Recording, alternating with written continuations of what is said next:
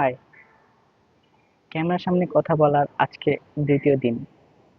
চলে আসলাম প্রতিদিনের মতো প্র্যাকটিস করতে। তো গতদিন উইদাউট স্ক্রিপ্ট, উইদাউট টপিক আমি 10 মিনিটের মতো কথা বলছি। কিন্তু আজকেও আসছে উইদাউট স্ক্রিপ্ট, উইদাউট টপিক। তবু ভীতি কাটানোর জন্য প্র্যাকটিস তো করতেই হবে। তো আজকে শুরু করি নাকি? আমার নাম মোহাম্মদ হাবিবুর রহমান। আমি একজন স্টুডেন্ট, পাশাপাশি একজন বিগিনার ফিল্ম মেকার। আজকে আমি কথা বলবো ফিল্ম মেকিং নিয়ে। একজন বিগিনার ফিল্ম মেকার প্রথমের দিকে কি প্রবলেমগুলো ফেস করে তাদের নিয়ে, যে তাদের ভিডিও করতে কি সমস্যা হয়, ক্যাপচার করতে কি সমস্যা হয়, এডিটিং করতে কি সমস্যা হয়। এইসব সমস্যা নিয়ে আমি আজকে কথা বলবো। ক্যামেরার সামনে কথা বলার আজকে আমার দ্বিতীয় দিন। জানি না মাইক্রোফোনের কিরকম আউটপুট আসতেছে। আশেপাশে প্রচুর পরিমাণ নয়েজ, কারণ আমি ছাদে চলে আসছি। বাতাস হচ্ছে সেই পরিমাণ, বাতাসগুলো আমার কানে বাজতেছে, শো শো আওয়াজ হচ্ছে। জানি না কি পরিমাণ আউটপুট আসতে পারবে। তবে শুরু করি। ফিল্ম মেকিং বা একজন বিগিনার ফিল্ম মেকার হিসাবে যখন কোনো ব্যক্তি শুরু করে, শুরু করতে তো ফোন দিয়ে শুরু করবে।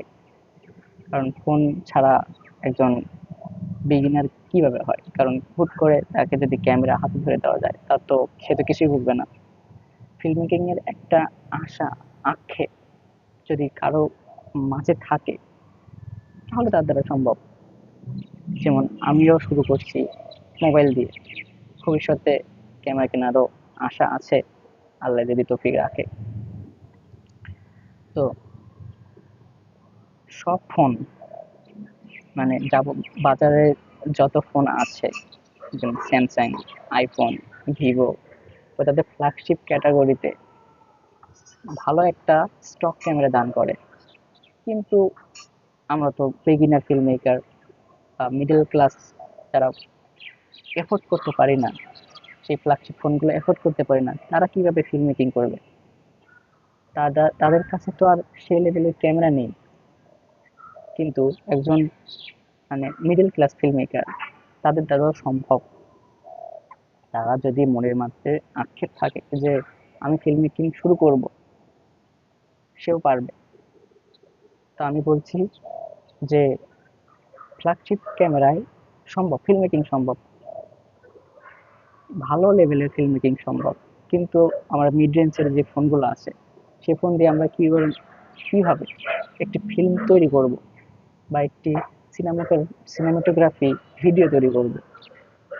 স্টক ক্যামেরা আছে সব ফোন, মিডল, ফ্ল্যাগশিপ বা নিম্ন গ্রেডের যে ফোনগুলো আছে, সব ফোনে তাদের ক্যামেরা, স্টক ক্যামেরা থাকে। ইউআই সব ফোনেরই ভালো, মোটামুটি যারা তারা অভ্যস্ত ব্যবহার করে থাকে। কিন্তু একজন beginner film maker stock camera দিয়ে শুরু করে। স্টক ক্যামেরা এমন একটি, যেরকম মানে যে ক্যামেরা অ্যাপ, যে ক্যামেরা সেটিং ফোন কোম্পানি দিয়ে থাকে তাদের ফোনে, স্টক ক্যামেরায় সবকিছু ফোনের যে চিপসেট থাকে বা প্রসেসর থাকে, সে নিজে নিজে প্রসেস করে একটি আউটপুট ডিসপ্লে প্রোভাইড করে এবং ক্যামেরা সেটিকে ক্যাপচার করে রেকর্ডিং করে। এটাই হলো স্টক ক্যামেরার কাজ। স্টক ক্যামেরায় নিজে থেকে কোনো কিছু চেঞ্জ করা যায় না, যেমন white balance, shutter speed, saturation, sharpness, এগুলো নিজে থেকে চেঞ্জ করা যায় না। ক্যামেরা প্রসেসর নিজে থেকেই সব কিছু ঠিক করে ডিসপ্লেতে প্রোভাইড করে। যেগুলো ফ্ল্যাগশিপ ফোন আছে, ফ্ল্যাগশিপ ফোনগুলো স্টক ক্যামেরাও সেই লেভেলের একটি মানে ভিডিও প্রোভাইড করে মানুষের কাছে, যেগুলো দেখতেও ভালো লাগে। কিন্তু যারা মিড রেঞ্জের ফোনগুলো ব্যবহার করে, যেমন আমি মোটরোলা H50 Pro ব্যবহার করছি, আর ভিডিও যে হচ্ছে সেটি হচ্ছে সামন ক্যামেরা 50 মেগাপিক্সেল দিয়ে। কিন্তু আমি ব্যবহার করছি ম্যানুয়াল ক্যামেরা। মানে মোটরোলা যে স্টক ক্যামেরা দিয়েছে, সেটি না ব্যবহার করে আমি ব্যবহার করছি manual camera. Black magic third party থেকে নামাইছি ব্ল্যাক ম্যাজিক ক্যামেরায়। এখানে আমি ইচ্ছা মতো shutter speed, white balance, FPS সবকিছু চেঞ্জ করতে পারবো নিজের ইচ্ছা মতো, যেন পরে আমি কালার গ্রেডিং ঠিকভাবে করতে পারি। একজন বিগিনার ফিল্ম মেকার কি করে, শুরুতে একটি ফোন হাতে নেয় এবং পয়েন্ট অ্যান্ড শুট বা নিজের ক্রিয়েটিভিটি দেখানোর জন্য সে চেষ্টা করে point and shoot stock camera দিয়ে। কিন্তু সবশেষে সে অতটুকু স্যাটিসফাইড হয় না যতটুকু মানে দেখে আসতেছে ফিল্ম মেকিং, একটি সিনেমা তৈরি বা সিনেমা লেভেলের যে ভিডিও হয় সেটি স্টক ক্যামেরা দিয়ে হয় না, অবশেষে ম্যানুয়াল ক্যামেরাতে আসতে হয়। কেন জানি ক্যামেরার সামনে ভীতি কাটানোর দ্বিতীয় দিন হওয়া সত্ত্বেও আমার সমস্যা হচ্ছে কথা বলতে, কারণ আমার জড়তা আছে, ক্যামেরার সামনে আমি কথা বলতে পারি না। আজকে দ্বিতীয় দিন কথা বলে ট্রাই করতেছি। ম্যানুয়াল ক্যামেরায় আমি ব্যবহার করছি শাটার স্পিড 1/60, আইএসও 100। এখন এফপিএস আছে 30 এফপিএস এবং 30-র ডাবল 60 শাটার স্পিড। এটা ব্যবহার করার কারণে আমি যে মোশন ব্লারটা মানে পাইছি, এটা আমি স্টক ক্যামেরায় পাবো না। এর কারণে আমি ম্যানুয়াল ক্যামেরাতে চলে আসছি বা ম্যানুয়াল ক্যামেরা দিয়ে ভিডিও করি।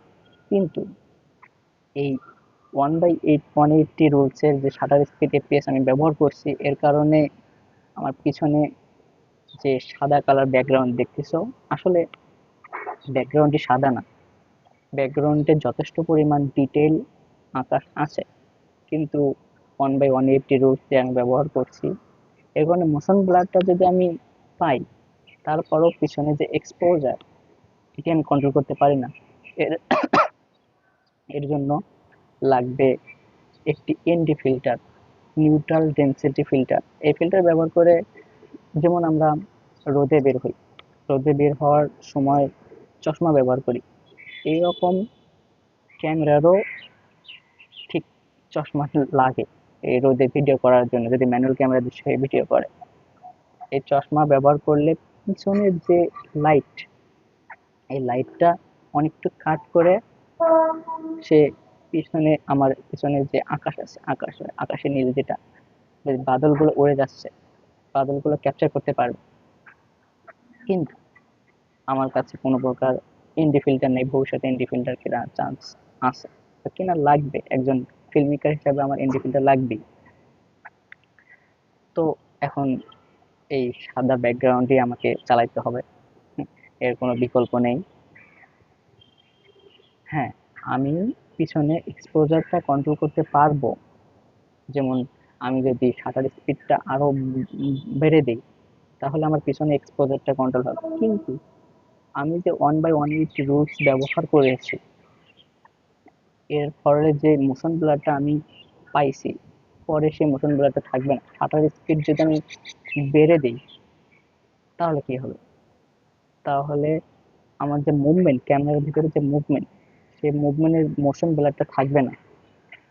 একজন একটি ফিল্ম, যে আমরা সিনেমাগুলো দেখে থাকি, সেই সিনেমাগুলো 24 FPS এ ভিডিও হয় এবং 24 FPS এর ডাবল শাটার স্পিড, যেমন 1/180, 148 শাটার স্পিড ব্যবহার করে একটা মোশন ব্লার থাকে।